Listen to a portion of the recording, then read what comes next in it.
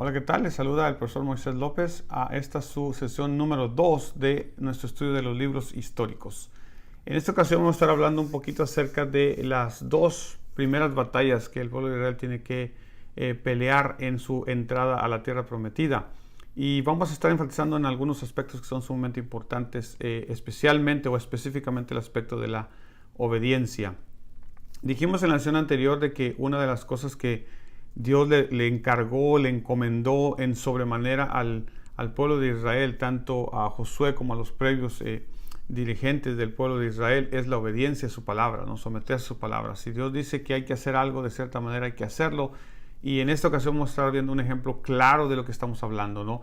Dijimos que las batallas de Israel no se ganan con el ejército que Israel pueda tener o pueda no tener. Realmente eso a lo largo de la historia del Antiguo Testamento, el número de soldados o el número de personas que Israel presenta en el campo de batalla es realmente irrelevante.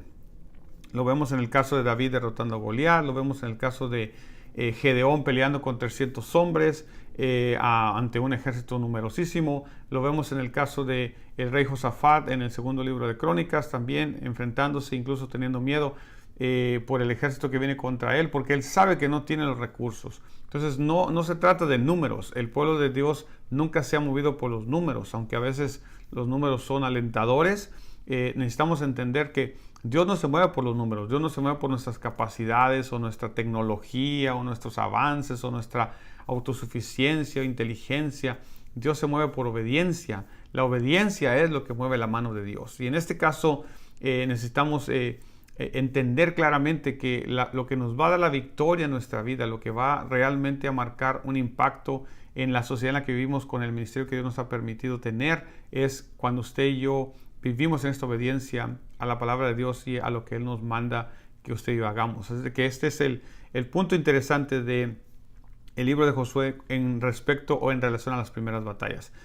Una de las cosas interesantes que vemos en el libro de Josué es, otra vez, comparándolo con Moisés. Dijimos en la sesión anterior que el cruce del Jordán es básicamente un testimonio para el pueblo, más que otra cosa. Tal vez también para Josué reafirmarle la presencia de Dios, el respaldo de Dios en su liderazgo. ¿Cuántos de nosotros a veces en el liderazgo tenemos ciertas dudas? A veces las cosas se ponen bastante difíciles y uno incluso puede llegar a cuestionar si lo que estoy haciendo es lo que Dios quiere o si realmente Dios me mandó a que yo haga esto o no. Aun cuando tal vez cuando comenzamos estamos muy seguros de que esto era así. Las condiciones adversas muchas veces tienden a crear ciertas o intentar por lo menos crear ciertas dudas en nuestra mente. Entonces el hecho de que Dios respalda lo que Josué, Dios le habló a Josué diciéndole, dile que hagan esto para cruzar el Jordán. Y cuando Dios respalda este evento, cuando Dios respalda lo que dijo y lo que Josué está tratando de hacer y el Jordán se abre de la misma manera o simbólicamente de la misma manera que se abrió el Mar Rojo, entonces la gente y Josué mismo pueden ver, oh, Dios está en esto, Dios nos está respaldando, y siempre es una bendición que esas cosas pasen en nuestros ministerios. Pero ahora entramos a otro punto que es importante en relación a estos ecos que usted puede oír de la historia de Moisés en el caso de Josué. Se acuerda que a Moisés también Dios lo comisiona, y la manera como Dios lo comisiona en el libro de Éxodo es sorprendente, es espectacular, ¿no? La zarza está ardiendo, no se consume, Moisés se acerca, y una de las cosas que notamos cuando Moisés se acerca es la frase de quita tus sandalias porque el lugar que pisas es santo. Y otra vez, la santidad de ese lugar no es inherente del lugar, no es que ese lugar es santo, es porque la presencia de Dios estaba en ese lugar, es lo que hace que la situación cambie, ¿no? Técnicamente hablando, la iglesia podemos pensar que es un lugar santo, pero no por el edificio, no porque nos haya costado mucho o poco, o no porque el edificio sea bonito o no. La santidad tiene que ver con la presencia de Dios en el pueblo. Y otra vez, cuando hablamos de respaldo de Dios, cuando hablamos de presencia de Dios, eso es lo que el Antiguo Testamento nos está enfatizando una y otra vez. Entonces, cuando entramos en el libro de Josué y recordamos este evento en el cual Moisés es llamado en el libro de Éxodo, ahora Josué también va a ser comisionado. Ya fue comisionado por Dios, pero en este caso Josué va a tener una experiencia que es parecida, no igual, pero parecida, cuando se presenta el ángel de Jehová. Dice que encontró al ángel de Jehová y que tenía la espada en su mano. Y cuando se quiere acercar, las mismas frases que le dijeron a Moisés son las mismas frases que le van a decir a Josué. quita tus sandalias porque el lugar que pisas es santo. En otras palabras, otra vez, es esta reiteración de los eventos previos con Moisés en la vida de Josué, para que también el lector, usted y yo, podamos ver que Josué es la persona indicada, que Dios está haciendo básicamente las mismas cosas que hizo con Moisés. ¿Para qué? Para que no tengamos dudas acerca de eso, ¿no? No tengamos ninguna duda de que Josué es el líder, ¿no? Josué le pregunta, ¿eres de los nuestros o eres del enemigo, ¿no? Entonces él viene y le dice que como príncipe de Jehová viene, ¿no? Básicamente la idea es, viene a respaldar lo que están haciendo, viene a hacer una ayuda, aunque no pelea con ellos, bueno, por lo menos no visiblemente, pero obviamente la idea aquí es, no tengas miedo, Josué, lo que viene la batalla, no te preocupes, puedes pensar que no tiene los recursos, puedes pensar que no tiene las herramientas, el pueblo, el ejército, pero yo estoy contigo. Y usted y yo necesitamos otra vez, de vez en cuando, por más fe que tengamos y por más firmes que estemos en las cosas de Dios, de vez en cuando Dios en su gran misericordia habla a nuestra vida, ¿no? Habla a nuestro oído, acá dentro de nuestro corazón, en nuestra mente, en esos momentos que tenemos de intimidad con Dios, en oración, en búsqueda de Dios, especialmente cuando tenemos un proyecto a puerta, cuando estamos haciendo algo, cuando queremos comenzar un ministerio o cuando estamos teniendo dificultades. Es importante estos momentos en los cuales tenemos esta cercanía con Dios. No vea solamente la aparición del ángel como algo que, qué bonito para contar el testimonio. No, también hay que verlo como esta cercanía de Dios. Dios está cerca de su líder. Dios está ahí cerca de su líder. El líder puede tener este contacto, esta comunión, esta relación con su Dios. ¿Por qué? Porque el líder necesita eso. Todo líder necesita ese respaldo, esa fuerza que viene de nuestro Dios, ese poder que viene, que emana de nuestro Dios para que usted y yo podamos levantarnos con valor. Acuérdense, dijimos, esto es una guerra, hermano. Esto no son juegos de video, esto no son una competencia de Juegos Olímpicos, no, esto es guerra, y en las guerras gente muere, en las guerras hay heridos, hay dolor, hay pérdida, entonces no es fácil, y para Josué tomar esta decisión obviamente no es fácil. Tiene que estar seguro de qué es lo que Dios quiere, tiene que estar seguro de que este es el curso que Dios quiere que ellos sigan, y por eso es sumamente importante esta aparición del ángel. Ahora, cuando Dios, moviéndonos al siguiente aspecto, que es la toma de Jericó, ¿por qué Jericó es tan importante y cuál es la razón por la cual Dios es tan específico, ¿no? Para mí Jericó es la prueba, es la primera ciudad que van a conquistar. Ya han peleado anteriormente en el desierto, pero esta es la primera ciudad en la tierra prometida, y por eso es simbólica, ¿no? Primero porque es la primicia. Acuérdense que la primera ciudad es la primicia, y probablemente esa es una razón. Algunas personas han propuesto que la razón por la cual Dios no quiso que se tomara nada de la ciudad de Jericó para ellos, pues me refiero a nada en cuanto a ganado, posesiones o esclavos incluso. La razón es porque esa es la primera ciudad, y el primogénito o las primicias en este caso son para Dios. Puede ser, es una propuesta que tiene cierta validez, ¿no? Pero lo que voy es esto, ¿no? Las instrucciones para la toma de Jericó son muy específicas, extremadamente específicas. Y usted puede hacer incluso una lista de las cosas. ¿Cómo es que Dios quiere que hagan las cosas? Y note, algunas ocasiones, yo le dije anteriormente en la sesión previa, que Dios a veces nos va a pedir que nosotros hagamos cosas. Y algunas de las cosas que a veces Dios nos pide que hagamos como que van en contra de lo que humanamente uno pensaría que es normal.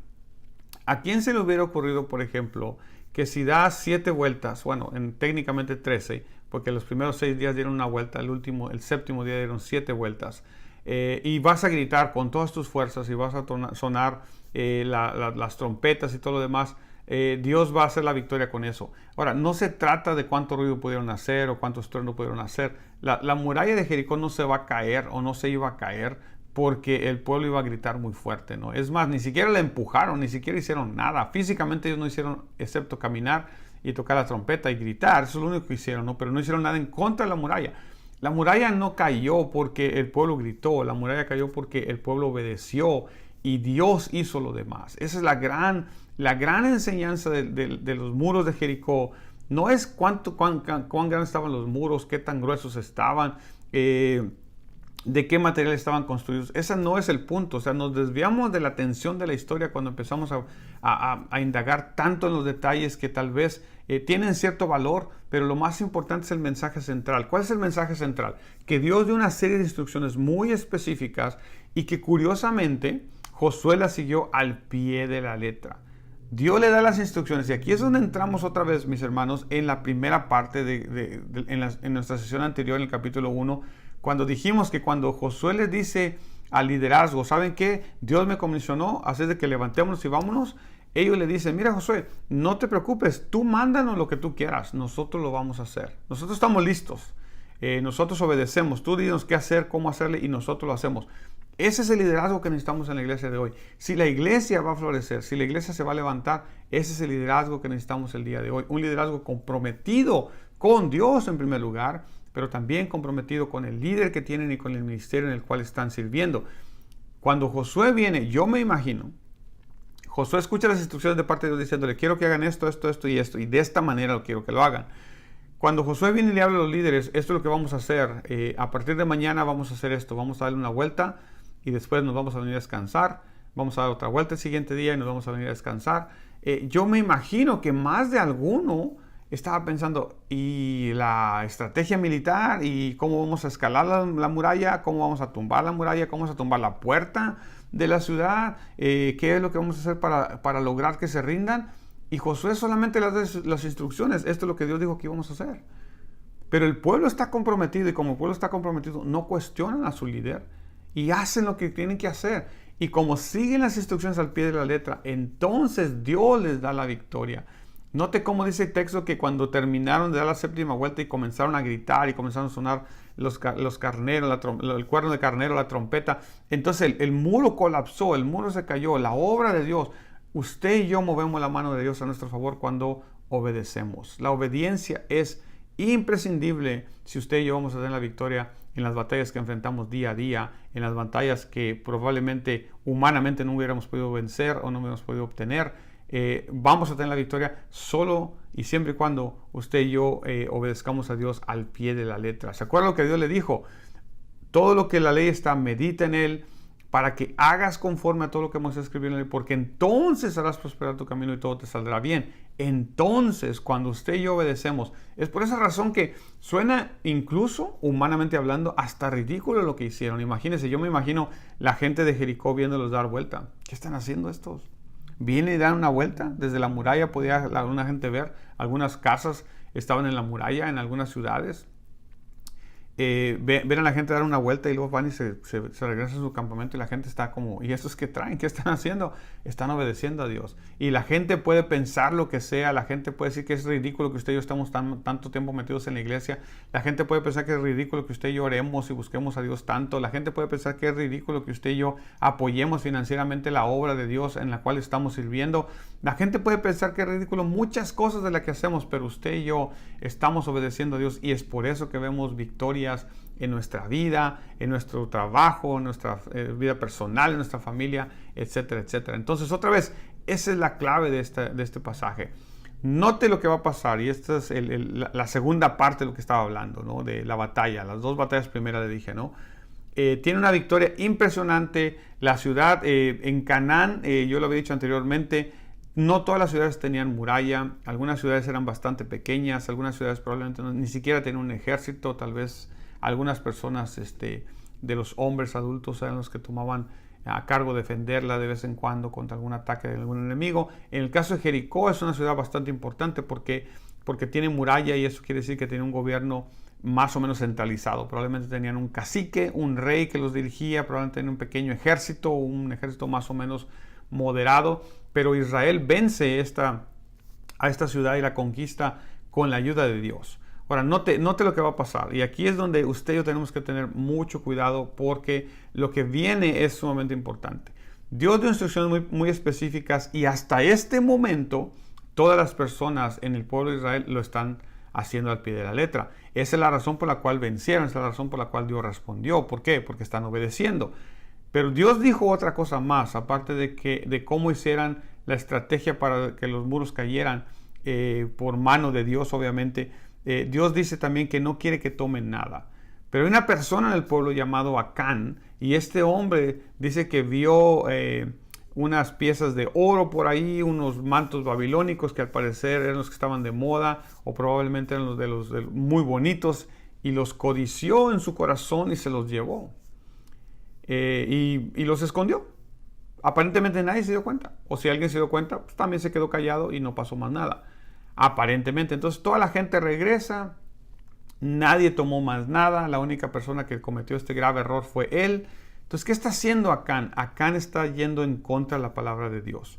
No hay nada más peligroso en la vida de los cristianos que ir en contra de la palabra de Dios. Y ese es el problema aquí.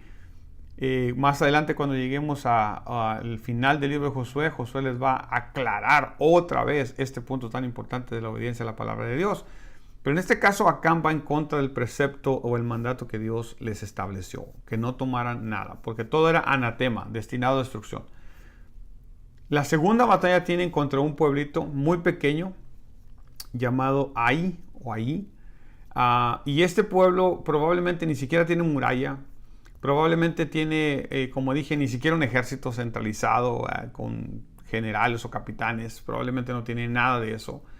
Entonces los líderes, conscientemente y probablemente correctamente, están pensando, ¿para qué movilizamos a todo el grupo de personas? No hay necesidad. Mandemos un grupo nada más, conquistemos la ciudad y se acabó. Si pudimos con esa ciudad que tiene ejército y muralla, pues ¿qué no vamos a poder con esta otra ciudad tan pequeña, no? Entonces van y Josué le parece buena idea. Josué dice, bueno, es verdad, es una ciudad pequeña, no hay mucho problema. Hagamos lo que ustedes dicen, estamos de acuerdo, lo hacemos. Envían a un grupo de personas y estas personas, esta ciudad tan pequeña, sin muralla, tal vez sin ejército, echan a correr a los israelitas, ¿no? Y pierden la batalla. Literalmente pierden la batalla, una batalla que estaba ganada.